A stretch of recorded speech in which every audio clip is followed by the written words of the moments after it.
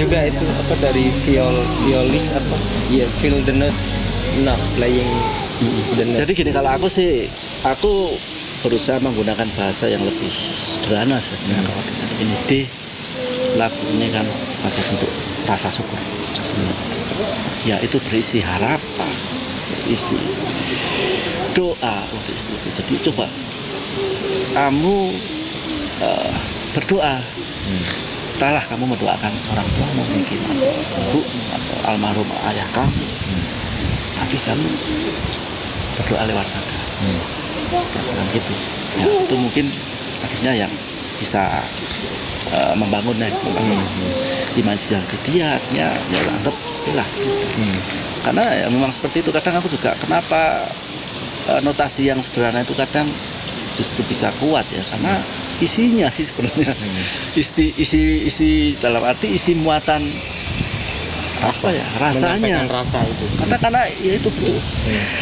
Kita lewat itu. Berarti nggak cuma di vokal, ya maksudnya di instrumen pun juga sebetulnya harus seperti ini. Harus kalau di vokal ada lirik, ya kelihatan ya lebih interpretasi masuk terus dengan adanya kalimat berimajinasi gitu ya. Ini kalau instrumen kayaknya lebih susah. Tapi tetap aja dirasa. Iya, karena gini ya. Sebenarnya sama ya lagu entah itu lagu ada lirik atau lagu instrumen, sebenarnya kan sama. Kalau lagu itu kan sebuah cerita, dia ada awal sampai akhirnya ada akhir kan, itu sebuah perjalanan. Tinggal bagaimana kita pandai mengkomunikasikan istilahnya, karena kalau lagu instrumen kan nggak ada lirik, jadi orang harus berimajinasi. Itu hal yang aku ceritakan. Ya kejadian seperti ini. Dan lagu itu runut seperti itu. Akhirnya ya aku pikir sih udah oke. Jadi intinya tetap dalam proses rekaman pun juga harus ada obrolan intens. Maksudnya rasamu dituangkan ke player yang lain gitu ya. Iya, karena ya istilahnya aku sih sebenarnya bukannya membatasi ya, istilahnya bahwa kamu harus bermain seperti apa yang aku mau, enggak. Tapi aku melihat potensi, misalnya si Abed lah, ya dia udah oke. Hanya ya apa yang dia oke itu harus sesuai dengan apa yang koridor lah, istilahnya koridor lagu kita kan. Jadi ya harus itu aja yang disesuaikan. Kalau masalah warna itu warnanya Abed, bukan warna aku kan.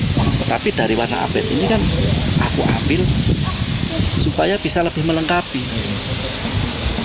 Kan seperti itu. Jadi bukan aku nggak akan mengambil istilahnya skillmu kan sih, nggak, udah selesai. Tapi ekspresi rasanya dia lah, tentang ya bagaimana seorang suami gitu kan harus menghidupi anak istri itu kan, ya ungkapkanlah di situ kan. Jadi ya sama aja sebenarnya. Kadang sebagai istilahnya musik director ya, kita kan juga harus bisa. Istilahnya mungkin kita lebih harus mengendalikan sih, membatasi bahwa kamu mainnya terlalu cerewet, kamu jangan cerewet lah.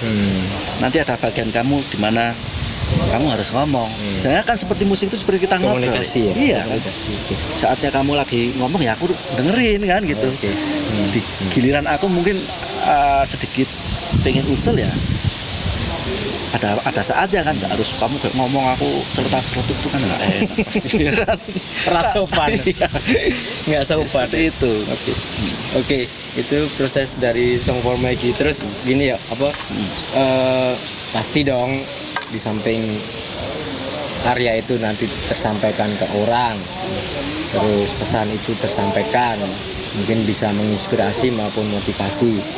Ada nggak goal lain dalam arti dari kacamata bahwasanya tetap berkarya, oke berkarya kita tulus ya, cuman tetap aja dari situ ada nggak sih harapan profit dalam arti kalau di industri musiknya itu finansial dari karya itu, ada goalnya gitu ya. Kalau aku sih gini, jadi mungkin aku kan lagi mengerjakan beberapa pekerjaan, beberapa proyek ya.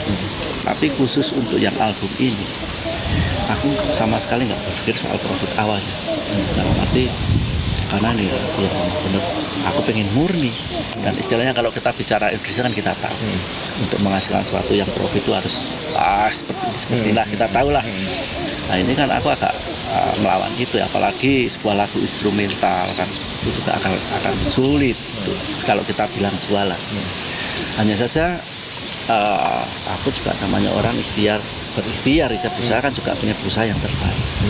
Dalam arti bukan yang terbaik itu bukan harus segala sesuatu itu menghasilkan income yang banyak kan, bukan di situ sih sebenarnya. Hanya aku pun harus memperlakukan karya itu juga dengan yang sebaik-baiknya. Oke. Makanya kenapa aku memilih istilahnya ya kebetulan banyak ya teman-teman yang baca, tapi aku juga satu hal yang dari awal aku pengen karya aku itu juga terlindungi secara hak ciptanya.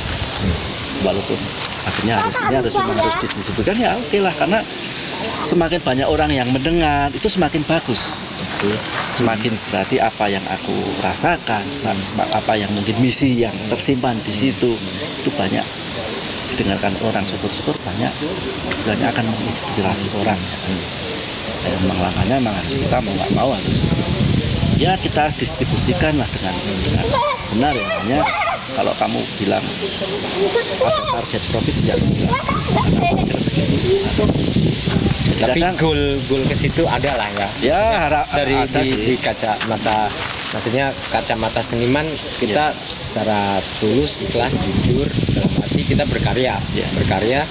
Setelah rilis oke lah, maksudnya itu nanti ada hoki di situ, ada profit money di situ, itu bonus ya. Nah di sini dalam kondisi seperti sekarang maksudnya teknologi itu majunya pesat, kemudian kesempatan, kalau aku lihatnya ya, kesempatan orang untuk menjadi viral atau terkenal itu semua orang mendapat kesempatan gitu di era sekarang ya kan, sama kan. Nah terus kondisi kita sekarang di daerah dalam arti kalau zaman kita dulu mau rekaman, mau recording, mau buat album, kita harus nyodorin demo, terus pokoknya mindset kita harus ke kota besar yang notabene di situ ada studio gede gitu, dalam arti mencari produser tuh. Nah sekarang kondisinya kan kita di daerah nih, di daerah dengan kondisi di mana semua orang mendapatkan kesempatan yang sama untuk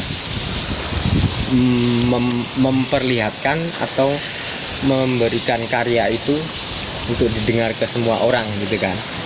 Nah pengaruh enggak sih, maksudnya dalam arti di sini teknologi alat ya, alat yang digunakan di studio, notabene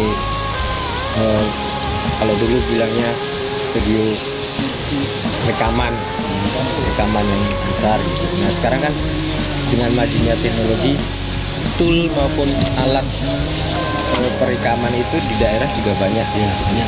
Maksudnya musisi pun untuk yang recording juga oke. Nah pandangan kamu tentang industri musik di daerah ya, untuk teman-teman musisi yang di daerah